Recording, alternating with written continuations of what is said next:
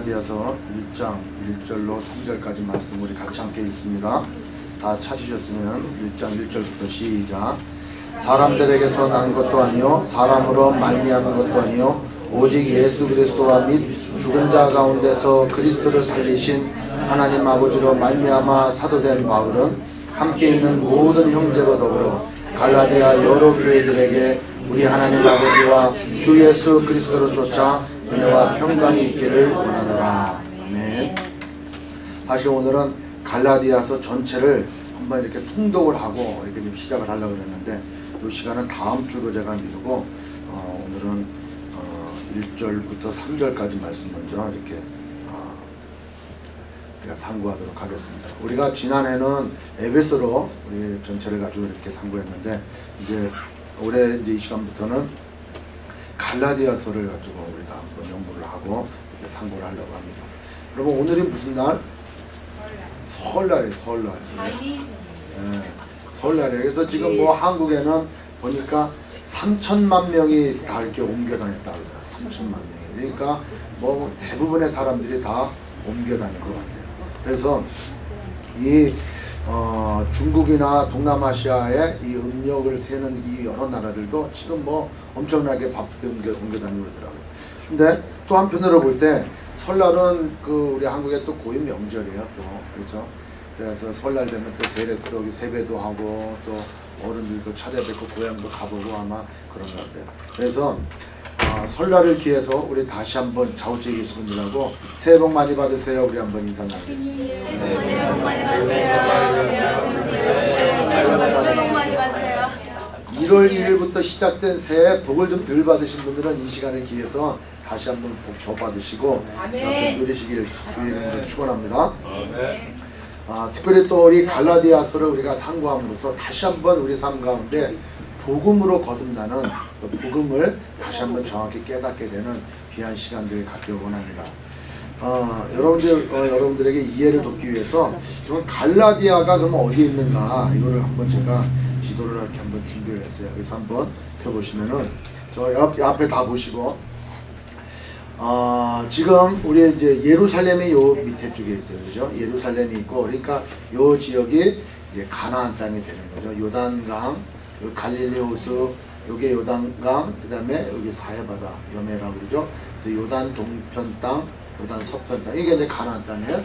그러니까 이제 예루살렘이 이쪽에 있고, 그 다음에 안디옥 교회, 우리 금요예배 때 안디옥 교회가 이렇게 생겨났잖아요. 그래서 이제 안디옥 교회는 바로 여기 있어요. 요 안디옥, 여기 안디옥이고, 그 다음에 그 바나바가 구브로 사람 아니에요, 그죠? 그래서 지중해에 있는 요 구브로 섬이 여기 있어요.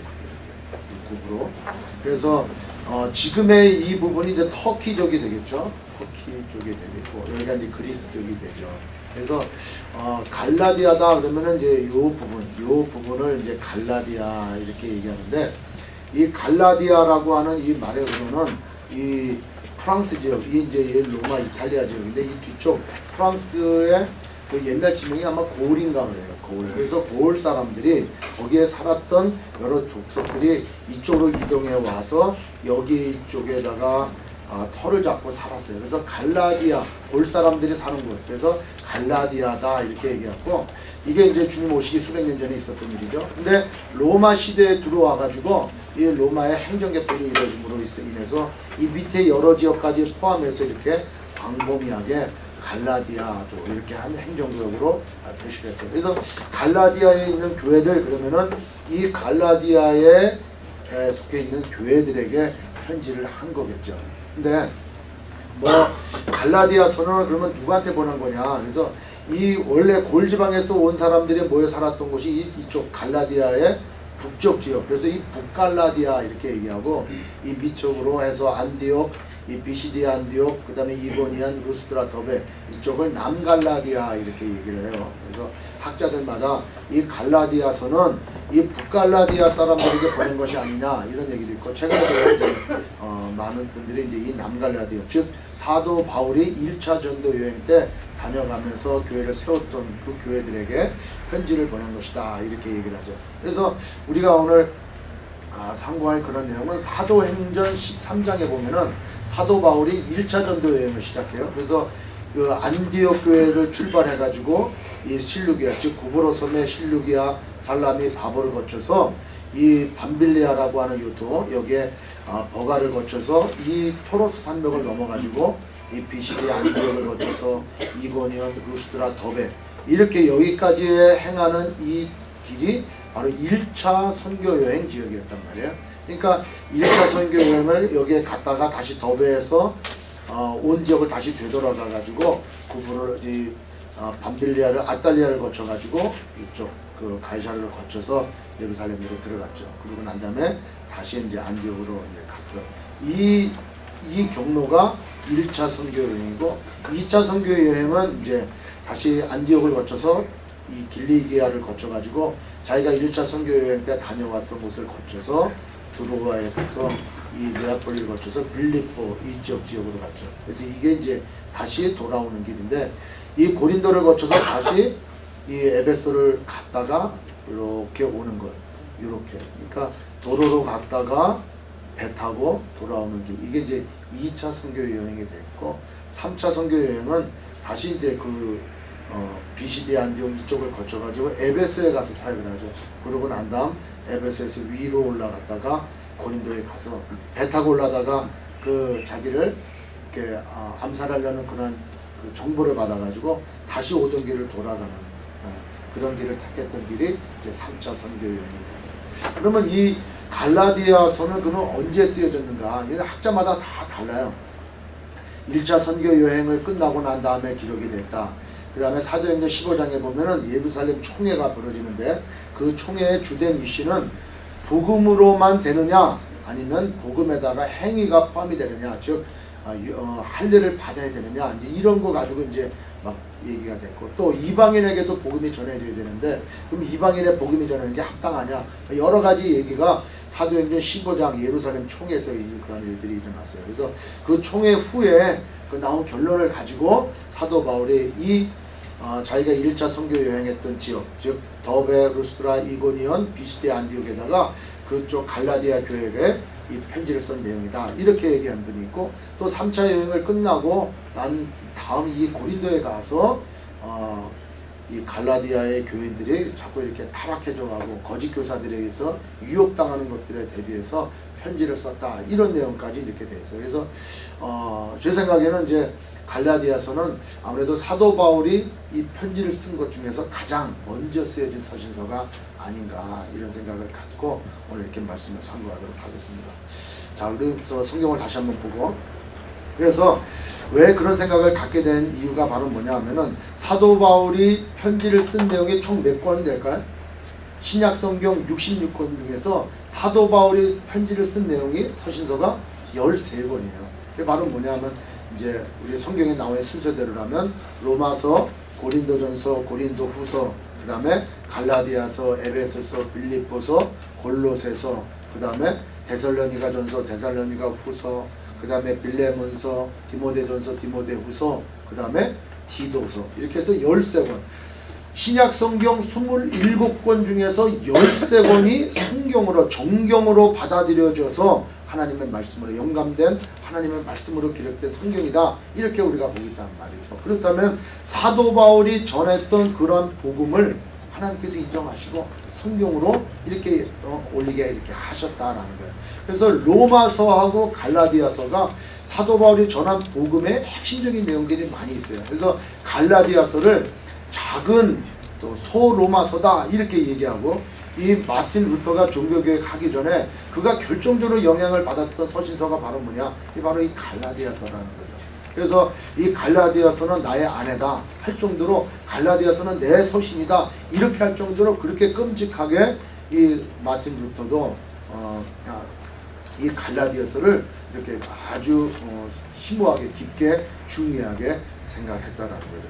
따라서 이 갈라디아서를 우리가 지금 시대에 이렇게 상고하고 연구하는 의미는 상당히 크다 이렇게 볼 수 있습니다.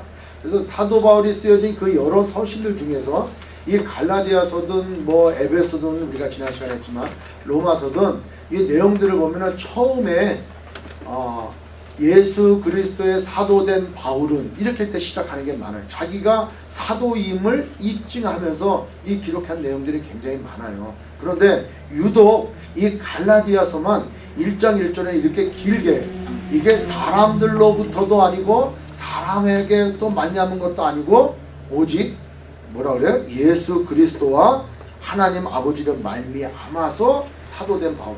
이 사도된 바울, 이 사도가 된 바울, 내가 사도인 것은 해가지고 아주 그냥 도전적으로 또 강한 어조로 이렇게 시작을 하고 있는 걸 볼 수 있다는 거예요. 그리고 그것을 확증시켜 놓은 편이 다음부터는 이 사도 바울이 이 서신서에마다 그렇게 쓰고 있는 걸 보세요. 우리가 한번 예를 들어서 로마서를 한번 보도록 하겠습니다. 로마서 1장 1절 한번 더. 자, 1장 1절에 뭐라고 되어 있습니까? 예수 그리스도의 종 바울은 사도로 부르심을 받아, 이렇게 되어 있어요. 그 다음에 고린도전서 한번 또, 고린도전서 1장 1절 한번 봅니다. 하나님의 뜻을 따라 그리스도 예수의 사도로, 이렇게 되어 있어요. 그 다음에 고린도 후서 또 한번, 고린도 후서 1장 1절에도 하나님의 뜻으로 말미암아 그리스도 예수의 사도된 바울. 이 사도 바울은 자기의 사도권을 주장할 때 하나님 아버지의 뜻으로, 그 다음에 예수 그리스도의 뜻으로 사도가 되었다, 이렇게 자기의 사도권을 이렇게 주장하는 바가 있었단 말이죠. 근데 모든 서신서의 앞에 그렇게 자기의 사도권에 대해서 변호하고 옹호하는 걸 볼 수 있는데, 그 왜 그렇게 사도 바울은 그렇게 해야만 됐을까라는 내용들을 오늘 우리가 같이 상고하면서 오늘을 나누고자 합니다. 여러분, 아까도 말씀드린 대로 이 로마서와 갈라디아서가 서로 이게 맥을 같이 하는 그런 내용들인데, 이 로마서는 사도 바울이 3차 전도 여행을 끝내고 난 다음, 끝내고 막바지에 다 끝난 건 하지만 이 3차 전도 여행을 이 마지막 목표 고린도까지 가가지고 다 사역을 마치고 난 다음, 이제 나의 다음 사역은 로마로 가야 되겠구나 라고 자기가 그동안 1차, 2차, 3차 선교 여행을 하면서 전했던 그 복음의 모든 결론들을 집대성해가지고 다 썼어요. 쓴 내용이 바로 로마서예요. 그러니까 앞으로 자기가 로마에 가서 로마에 세워진 교회들에게 가서 사역할 그런 내용을 쓴 편지를 이 로마서라고 한다면은, 이 갈라디아서는 자기가 복음을 전했던 곳이 이 거짓 교사들에 의해서 또 이단에 의해서 교회가 또 많은 성도들이 이렇게 신앙을 버리는 그것을 안타까워 해가지고 또 강한 어조로 쓴 편지가 바로 갈라디아서란 말이죠. 그러니까 로마서는 앞으로 가야 될 미래에 대한 자기가 가서 사역할 지역에 대해서 쓴 편지를 로마서라고 한다면, 갈라디아서는 자기가 다녀왔던 곳에 그 신앙의 변조를, 위험성을 예고하기 위해서 또 질책하기 위해서 쓰인 편지가 바로 로마서다라는, 아니 갈라디아서다라는 것이죠. 그래서 갈라디아서는 크게 이제 몇 가지로 구분할 수 있는데, 모든 서신서는 사도 바울이 그렇게 얘기하는 것 같아요. 교리에 대해서 아주 강한 어조로 다 얘기해요. 우리가 에베소도 그렇게 설명을 했지 않습니까?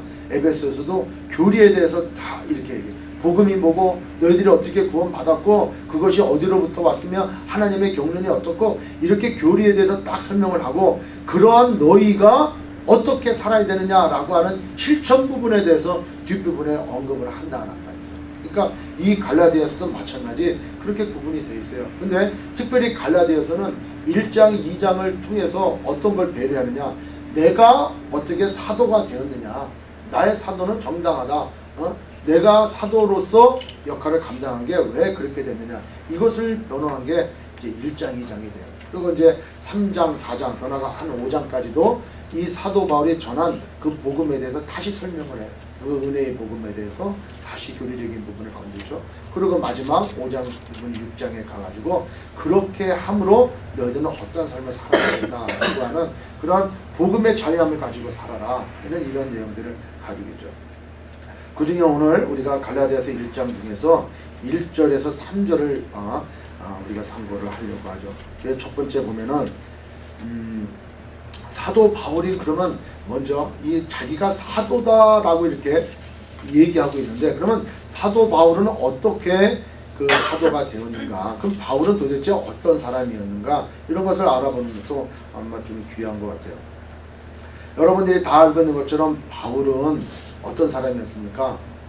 우리가 사도행전에 볼 때 사도행전 7장 또 8장 또 9장 10장 이렇게 쭉 우리가 이제 읽다 보면은 7장에 가서 스데반이 돌에 맞아 죽을 때, 그죠? 돌에 맞아 죽어서 순교할 때 그때 가표를, 즉 그렇게 순교하는 것이 마땅하다라고 가표를 던진 사람이 바로 사울이에요. 그러니까 이 사울이라고 했던 사람은 청년으로서 정말 당대의 석학이라고 하는 그 유대교의 석학이라고 하는 가말리엘이라는 사람이 있었어요. 그 사람으로부터 유학에 와가지고, 즉 길리기아 다소에서 유학 와가지고 그 가말리아의 그 문화생이 되어서 이 율법을 아주 철저히 배운 사람이에요. 그래서 바리새인 중에서도 바리새인, 즉 바리새인은 아주 이 분리된 사람들보다 그렇게 철저하게 율법과 장로의 유전을 지켰던 사람들이에요. 아주 철저하게 율법주의자들이죠. 그런 사람들부터 아주 그냥 하나님으로부터 완전한 자라고 할 정도로 철저히 교육받은 사람이 사울이에요. 그래서 그런 사람으로 예수가 인정이 안 되고 예수 믿는 사람이 완전히 이단화되어 버렸어요. 그래서 그 사람들을 잡아다가 처형하는 것이 하나님 앞에 의로운 행동이라고 이 사람은 생각을 했던 사람이라는 말입니다. 그래서 그런 뜻을 가지고 이 스데반 순교 후에 이 예루살렘에 핍박이 막 이렇게 일어났지 않습니까? 예수 믿는 사람들이. 그래서 그 사람들이 그 핍박을 피하기 위해서 막 여러 군데로 도망갔단 말이에요. 근데 그 도망간 사람들도 잡아가기 위해서 공문을 받아가지고 이 잡으러 다닐 때 다멕색에 왔을 때 그때 예수님을 만났단 말이에요. 이 예수님을 만나서 눈이 막 멀었어요. 그 눈 멀 때 어떠한 일들이 일어났습니까? 바울아, 사울아, 네가 왜 나를 핍박하느냐? 주여 누구십니까?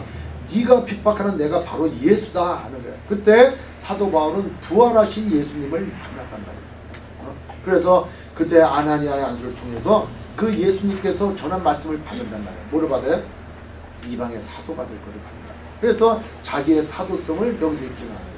자기는 부활하신 예수님을 보았고 또 부활하신 예수님으로부터 자기는 이방의 선교를, 예수를 증거하는 그러한 일을 맡았다라는 거예요. 그래서 이 사도 바울은 예수를 믿는 사람, 이런 사람들을 잡으러 다니는 위치에서 이제는 예수를 전하는 사람으로 세워졌고, 또 자기가 그 핍박하러 다녔어. 그래서 예수 믿는 사람이 막 흩어져 가지고 흩어진 사람들이 세워진 교회가 아까 우리가 그림에서 봤던 것처럼 이 안디옥 교회인데, 자기가 이 안디옥 교회 또 초대에 이 성도들을 가리키고 세우는 그런 일들을 또 감당하게 되었다는, 자기가 핍박했던 그 사람들, 그래서 도망가 가지고 세워진 그 안디옥 교회. 그래서 바나바가 그곳에 가서 그 사울을 부름으로 바울을 불러 가지고 같이 동역하면서 이방 선교를 위하여 든든히 세워진 교회. 정말 아이러니컬하게 이루어졌다는 거예요. 하나님의 하신 일들을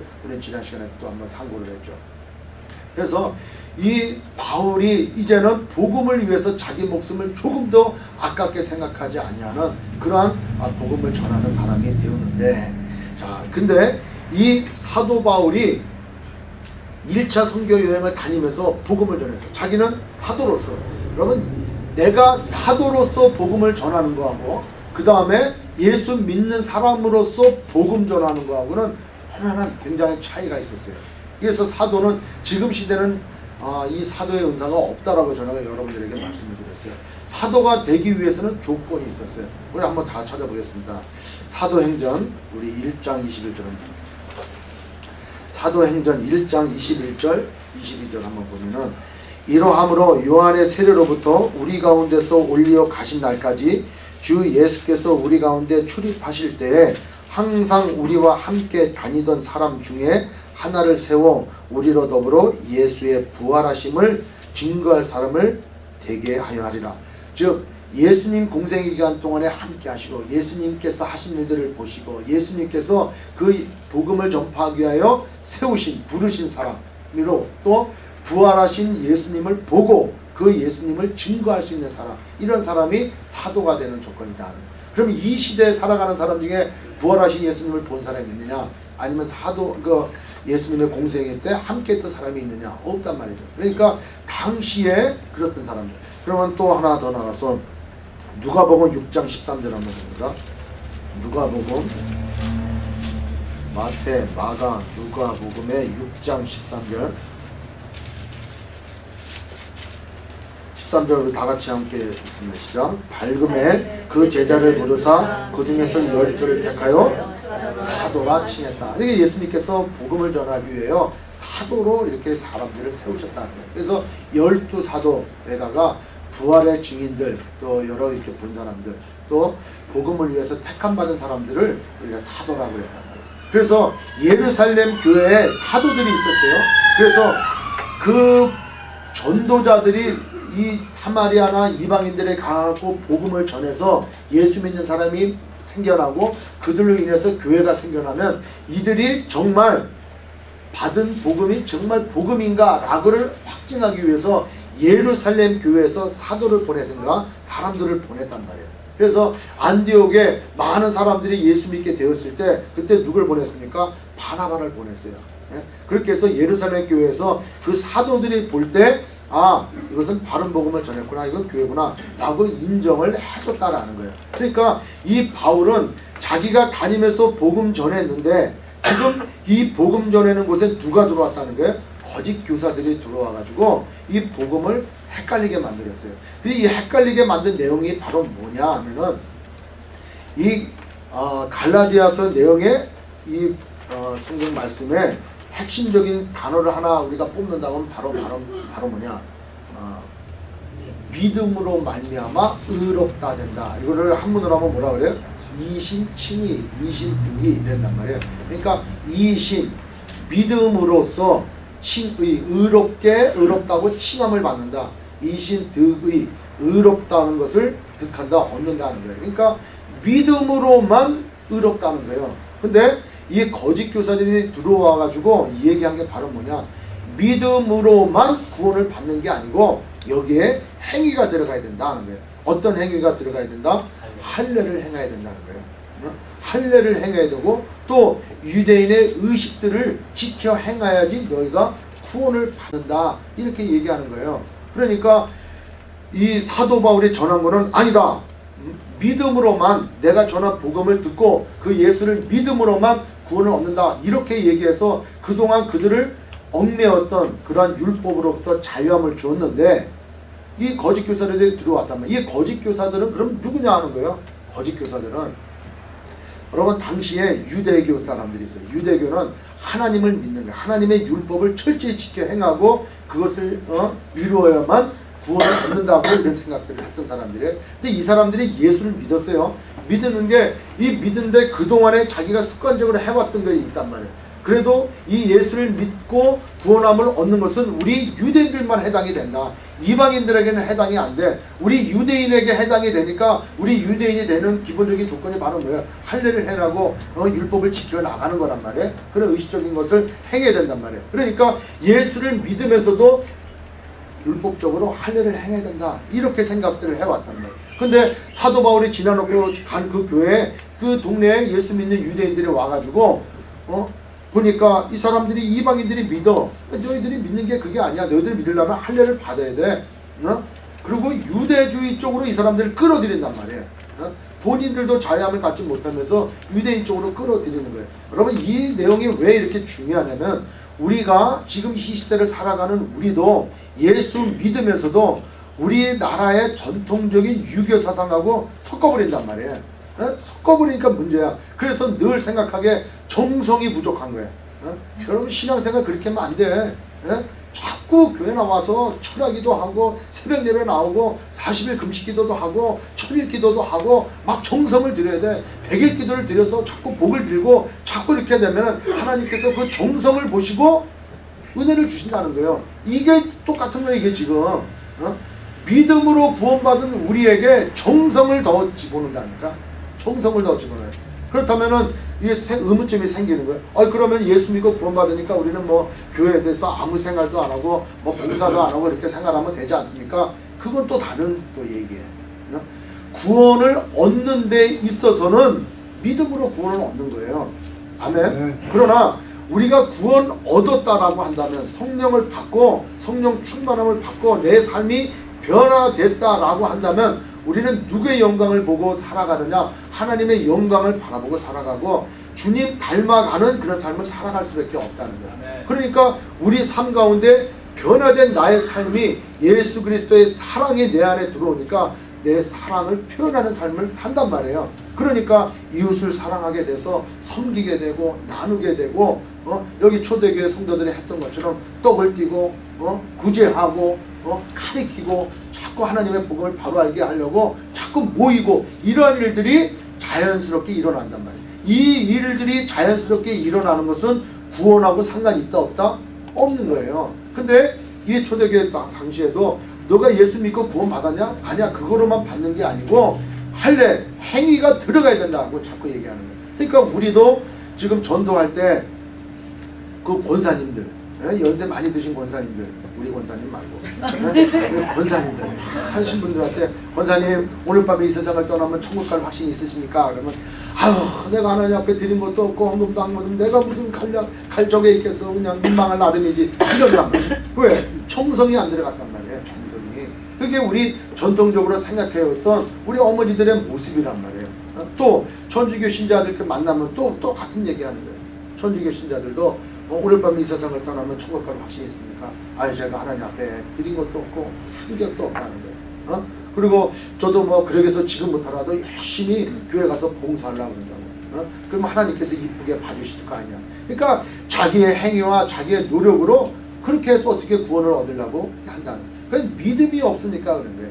믿음이 없으니까. 그러니까 이 사도 바울도 이 갈라디아서를 통해서 너희가 믿음으로 구원을 받았는데 성령으로 구원을 받았는데 너의 행위로 인해서 다 그거를 무너뜨리게 하려고 하느냐 하는 거예요. 자, 우리가 이 성경에 보면 2장 16절 한번 보겠습니다. 갈라디아서 2장 16절.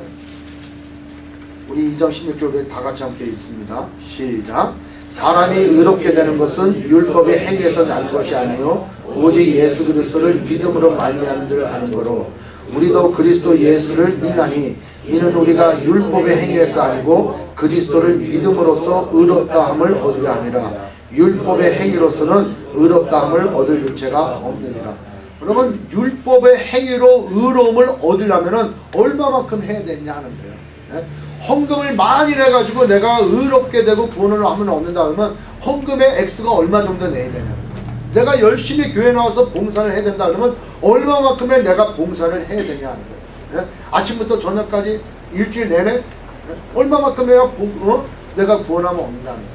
또 내가 그냥 열심히 기도를 해가지고 내가 구원을 얻는다. 그러면 얼마만큼 기도를 해야 되냐 하는 거예요. 내가 선교를 많이 나가고 많이 해야 내가 구원하면 얻는다. 그럼 도대체 얼마나 많이 선교를 나가야 구원하면 얻는다. 기준이 어디냐 하는 거예요. 그걸로. 그 행위로는 구원함이 없다. 오직 예수를 믿는 그것 때문에 우리가 구원함을 얻는 거예요.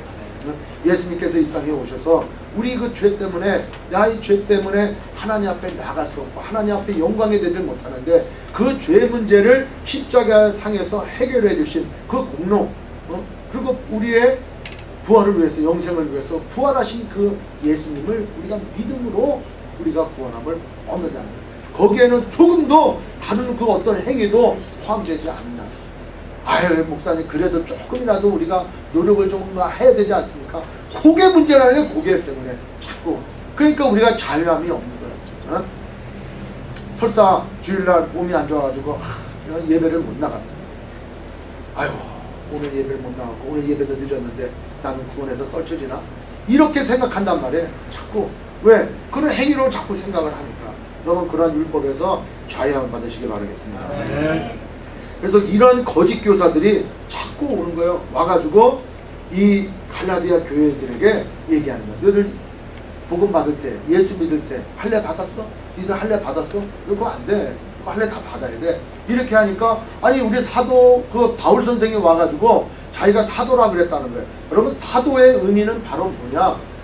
보내심을 받은 자. 어떻게 보내심을 받은 자예요? 그 단체로부터 그때 당시에 뭐라고 그래요? 아포스톨. 예. 사도라고 하는 그 의미는 바울이 사울이었을 때 유대교회에 있었을 때 그 공문서를 받아가지고 다메섹으로 가서 예수 믿는 사람을 잡으러 다녔잖아요. 그러니까 사내들인 공회에 의해서 이 사울을 뭘로 보내? 사도로 보내는 거예요. 그 사도는 특별히 예수 믿는 사람들만 보내는 게 사도가 아니고 그런 집단에서 대표가 되어가지고 어떤 일을 감당할 수 있도록 보내는 자가 바로 사도단 말이죠. 그러니까 예수 믿는 이분들, 이 12사도, 그 다음에 이 바울, 이 사도의 사도는 어떤 의미가 있느냐, 예수 그리스도의 권위를 가지고 예수 그리스도를 증거할 수 있는 사람. 그래서 사도의 권위가 엄청난 거예요. 사도가 주님이 그렇게 말씀하지 않았어, 그러면 안 한 거예요. 왜? 그분들이 직접 받았고 직접 예수님으로부터, 예수 그리스도로부터 보내심을 받은 자들이란 말이에요. 그러니까 그들의 말 한마디, 그들이 이 성경의 말씀은 바로 예수 그리스도의 권위를 가지고 한단 말이에요. 근데 이 바울이 와가지고 비시디아, 이고니아, 루스드라, 더베 이 성도들마다, 교회들마다 가가지고 그 권위를 가지고 복음을 전했는데, 이 나중에 늦게 들어온 그 거짓 교사들이 와서 바울은 사울이야, 이 사람은 사도가 아니야, 따라서 너희들은 그가 할례를 받지 말라, 그 말도 안 돼, 그 사람은 사도가 아니기 때문에 늘 그렇게 얘기하면 안 돼. 여기 다 우리도 지금 할례 받지 않았어, 그러니까 지금부터 할례 받아야 돼. 그러니까 거기에 있는 이 믿음이 연약한 이분들은 생각하기에 그런가 보다 이렇게 생각하는 거예요. 그런가 보다 이렇게 해서 그러면 사울이 얘기가 틀리구나, 그 사람이 왜 근데 사도도 아닌데 자기가 사도라 그러지, 이 사람이 거짓말쟁이 아니야, 이거 사기꾼 아니야, 이 사람이 어쩐지 할례 하지 말라 그러더라, 그때부터 내가 이상했어, 이런 생각이 드는 거예요.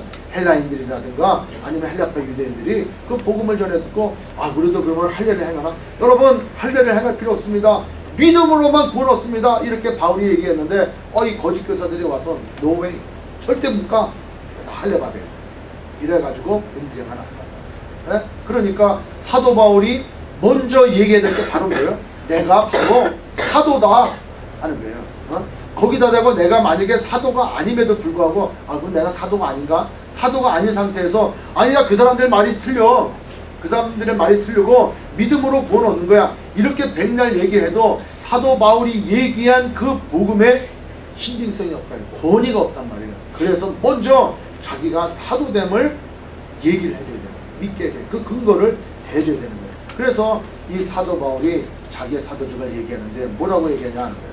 사람들에게서 난 것도 아니라, 사람들, 즉 어떤 공의회라든가 어떤 집단에 의해서 자기를 복음 전하는 자로 보내진 게 아니다라는 거예요. 사람들에게서 난 것도 아니고, 그 다음에 사람으로 말미암은 것도 아니라는 거예요. 어떤 사람, 베드로에 의해서, 야고보에 의해서, 바나바에 의해서, 더 나아가 아나니아로부터 안수받을 때 의해서 내가 사도로 임명받은 게 아니라는 거예요. 사람들에게서 난 게 아니고 사람에게서 난 것도 아니고, 누구한테? 예수 그리스도와 및 죽은 자 가운데서 그리스도를 살리신 하나님 아버지로 인해서 내가 사도가 됐다는 거예요. 아멘? 저는 이 말씀을 묵상하면서 이 사도 바울이 사도가 된 것, 이거는 사람들에게 말미암은 게 아니고 바로 예수 그리스도, 그 다음에 하나님 아버지로부터 직접 사도라 칭함을 받고 그 사도직을 가지고 지금 복음을 전하는데, 그렇다면 우리 한 사람 한 사람은 사람들로 인해서 우리가 복음을 전해 듣고 구원을 받았지만, 그런 사람들로 인해서 당신은 구원받았습니다, 이렇게 되냐 하는 거예요. 우리의 구원은 사람으로 말미암은 게 아니고 하나님의 계획 예수 그리스도로 인해서 구원받은 성도인 줄 믿습니다. 이게 중요한 거예요. 자, 다 저를 한번 보시고, 이 말씀을 묵상하는데 이 말씀이 왜 이렇게 중요하냐 하니까, 우리 한 사람 한 사람은 성도로 다 부름 받았어요. 성도야, 성도.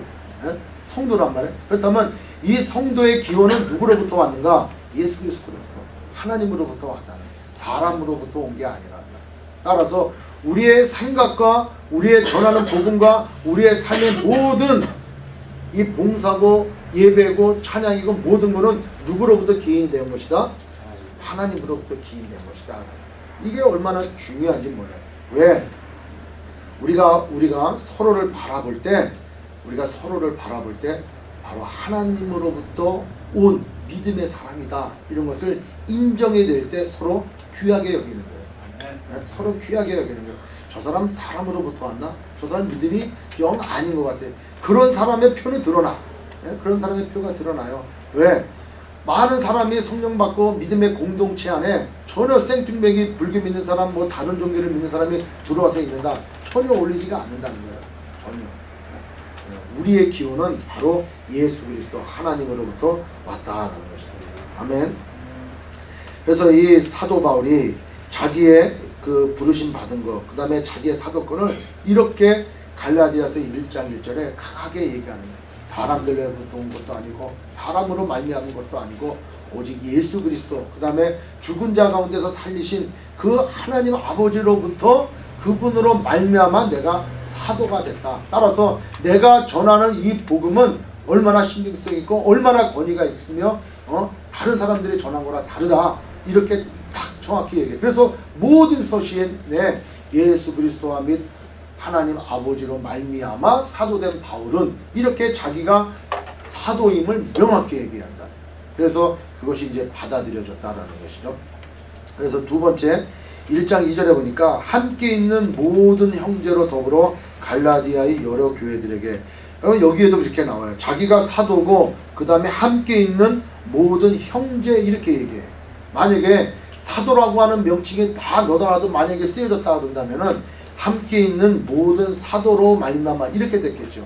여기 같이 다녔던 뭐 디모데, 디도, 나중에 보면 신라도 있고 바나바도 있고 다 있잖아요. 근데 이 바울은 뭐라고 표현하냐? 함께 있는 모든 형제, 이렇게 사도와 형제들로 구분을 한다는 거예요. 이렇게 얘기할 때 그 자기의 사도권을 강조를 하죠. 그래서 그러한 나의 사도의 권위를 가지고 갈라디아에 있는 여러 교회들에게 편지를 하고 문안하는데, 어떻게 문안하느냐? 우리 하나님 아버지와 주 예수 그리스도로 쫓아 은혜와 평강이 있기를 바라노라. 이렇게 얘기해. 참 그렇지 않습니까? 자, 은혜와 평강이 있기도 바라는 것도 누구를 통해서 오게 되느냐? 바로 우리 하나님 아버지와 주 예수 그리스도로 쫓아서 은혜와 평강이 있기를 구하는 거예요. 여러분, 은혜와 평강은 누구로부터 와야 돼? 하나님으로부터 와야 돼. 여러분, 이게 참 중요해요. 제가 그래서 여러분들에게 나눠드린 그 적용에 우리 부르심의 기원, 또 누구에게서 또 말미암은, 또 말미암아 더불어 쫓아, 이 기원에 대해서 여러분들하고 오늘 나눔을 가지려고 했다고요. 이 얘기는 바로 뭐냐? 은혜와 평강이 누구로부터 와야 되느냐? 예수 그리스도로부터, 하나님으로부터 따르는 은혜와 평강이 와야 돼요. 여러분, 우리의 사랑은 누구로부터 와야 돼요? 예수 그리스도로부터 와야 돼요. 내가 이웃을 사랑하는 것, 내가 사랑할 수가 없어요. 주님은 말씀하시지 않습니까? 내 이웃을 사랑하라. 내 원수도 사랑하라. 내 원수를 사랑할 때 내 인간적인 생각을 가지고 어떻게 원수를 사랑하냔 말이에요. 내가 원수를 사랑할 수 있는 그 사랑의 기원이 어디로부터 나와야 돼? 하나님으로부터 나와야 돼. 내가 내 생각, 내 인간적인 생각 가지고 내 이웃을 사랑할 수가 없어요. 우리가 하나님의 사랑으로 충만해야 그 하나님으로부터 기원된 그 사랑을 가지고 우리는 사랑할 수 있다. 아멘. 그런데 우리는 늘 내 생각들을 가지고 사랑하려고 그래. 어떤 사랑을 하려고 그래? 아, 저분이 왜 저런 옷을 입었을까? 아, 이런 옷을 입으면 좀 안 될까? 머리는 왜 저렇게 했을까? 저거 혹시 가발 아니야? 왜 갑자기 머리에 갑자기 이렇게 됐을까? 뭐 이런 생각들부터, 아, 저 사람의 신앙을 세워주기 위해서 내가 이렇게 좀 가르쳐줘야 되겠구나. 내 사랑의 방법을 통해서 한단 말이에요. 근데 그거는 내 사랑이라니까. 내 사랑이란 말이에요. 그러니까 나는 사랑한다 하고 내 생각을 가지고 사랑하지만 받아들이는 사람은 그 사랑을 하나님의 사랑으로 받아들이지 않는다는 거예요. 여러분, 우리의 사랑과 우리의 어떤 그 섬김과 우리의 행함과 우리의 성교, 모든 것들은 기원이 어디서부터 나와야 되냐? 바로 예수 그리스도 하나님으로부터 나와야 된다라는 거예요. 여기 사도 바울이 그걸 계속 강조하는, 사람들에게서부터 난 것도 아니고 사람으로 말미암은 것도 아니고 오직 예수 그리스도와 및 죽은 자 가운데서 그리스도를 살리신 하나님 아버지로부터 말미암아 나온다는 거예요. 사람들에게서 나오는 게 아니에요. 우리끼리 모여가지고 자, 우리 어떻게 해봅시다, 이렇게 되어지는 게 아니라니까. 그리고 어떤 한 사람에 의해서 계획에 의해 가지고 진행이 되는 모든 것들이 아니라는 거예요. 누구로부터? 예수 그리스도로부터, 하나님 아버지로부터 기원이 되어야 된다. 은혜와 평강도 우리가 모든 사람이 있기를 원하는데 내 생각을 가지고 저 사람 불쌍하구나, 저 사람, 여러분, 예수 믿지 않는 사람들 중에서도 우리 크리스찬보다 더 사랑이 많고 더 봉사하고 더 헌신하는 사람들이 얼마나 많은지 몰라요. 저는 이 말씀을 묵상하면서 다 이 생각이 들어요. 예수님께서 빛으로 이 세상에 오셨어요. 요한복음에 보면은 1장에 예수님이 빛으로 이 세상에 오셨어요. 근데 어둠이 깨닫지 못한다는 거예요. 빛으로 오셨어. 근데 우리 마음 가운데 예수를 믿음으로 예수의 사랑이, 예수의 빛이 우리에게 다 들어왔어요. 그죠? 그래서 우리를 뭐라 그래? 너희는 세상의 빛이다, 이렇게 말씀을 하시는 거예요. 예수님의 빛, 예수의 사랑이 우리 심령 가운데 다 들어왔기에 우리는 세상에 빛된 삶을 살아야 돼요. 그런데 예수 믿지 않는 사람들 중에서도 세상에 비친 것처럼 사는 사람이 얼마나 많은지 몰라. 이야, 저 사람은 겁도 없이 살 사람이야. 정말 사랑하고 정말 헌신하고 많은 사람 도와주고 불쌍한 사람들 구제하고 또 좋은 일들에 앞장서는 사람들이 얼마나 많은지 몰라. 근데 왜 하나님께서는 그러면은 예수 믿지 않는 저 사람들을 예수 믿는 사람들보다 더 이렇게 빛되게 하셨을까? 이런 생각이 들더라고. 아, 우리로 하여금 본받으라, 시기하라. 너희들 빛이 없는 사람들도 저렇게 빛된 삶을 살아가고 있는데 빛을 소유하고 있는 너희는 어떤 삶을 살아가느냐, 이런 말씀한다. 여러분, 우리가 우리의 사랑과 우리의 하나님을 향한 예배와 또 우리가 사람들을 평강을 구해주고 은혜를 구해주고 덕을 끼치는 이러한 모든 것들의 기원은 어디로부터 말미암아야 돼? 예수 그리스도 하나님으로부터 말미암아야 된다. 그리고 이걸 명확히 따라서 내가 성도가 된 것, 내가 예수 믿는 것, 내가 소명교회 성도가 된 것, 또 성도로서 부름받아서 하나님의 일을 모두 감당하는 것, 이거의 모든 기원은 바로 예수 그리스도 하나님으로부터 말미암아 되는, 그 하나님의 사랑이 풍성할 때 우리는 넉넉하게 나눠줄 수 있고 우리는 원수까지도 사랑할 수 있는 거다. 세상에 빛된 삶을 우리는 살아갈 수 있다는. 그래서 세상 사람들이 너의 근거는 뭐냐, 너의 그러한 삶의 근거는 도대체 뭐냐라고 물어봤을 때 예수 그리스도로 말미암아 내가 다 이렇게 된다 라고 우리는 자신 있게 고백할 수 있고 그러한 고백하는 사람이 되어야 되는 줄 믿습니다. 사실 뭐 우리 다 알고 있는 얘기지만 이번 선교 갔다 와서 정말 교회가 여러 가지로 이렇게 흔들림을 당하고 그래. 그래서 생각을 해봤어요. 이거의 해결은 가장 근본적인 게 바로 뭐냐, 예수 그리스도로 쫓아가야 된다. 하나님께로 나가야 된다. 하나님 앞에 기도하고 더욱더 우리가 예수 그리스도의 사랑을 전하고 사랑할 때 이 모든 문제는 악한 것은 다 떠나가게 되어 있다라는 거예요. 여러분, 우리가 사랑합시다. 아멘. 우리 소명교회 시작할 때 이 세상이 바라볼 때 본이 되고 모델이 되는 그러한 아름다운 교회, 사랑하는 교회, 이런 교회가 되기를 소망하면서 우리가 첫 예배를 드렸던 것 같아요.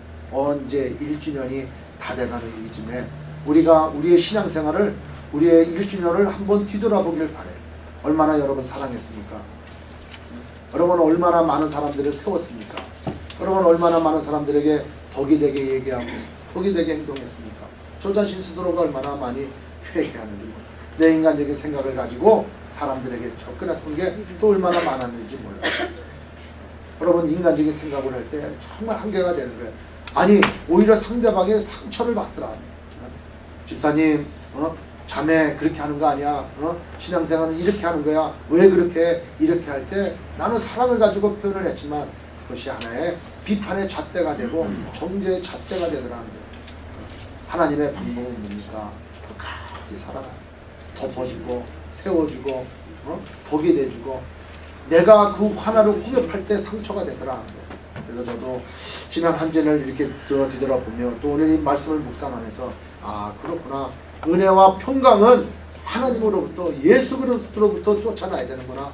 예수 그리스도로부터 그 하나님으로부터 쫓아나는 은혜와 평강과 그 사랑은 내가 아직 죄인 되었을 때도 나를 위하여 자기 몸을 십자가에서 죽으신 그 예수 그리스도, 내가 죄인이었을 때도 나를 사랑하신 그 하나님의 사랑, 그 사랑으로 그 기원으로 해야 되는구나 하는 것이 깨달아지며 오늘 여러분들하고 이 말씀을 나누면서 우리 교회도 지난 1년간을 뒤돌아보며 부족한 게 얼마나 많습니까? 다시 한번 설날을 맞이해서 축복된 그 복을 다시 한번 우리가 되새기는 것처럼 이 갈라디아서 오늘 1장 1절로 3절의 말씀을 통해서 지난 1년간을 뒤돌아보며 정말 우리의 신앙생활을 뒤돌아보는, 그래서 다시 한번 하나님께로 나아가는 저와 여러분이 되시기를 주의 이름으로 축원합니다.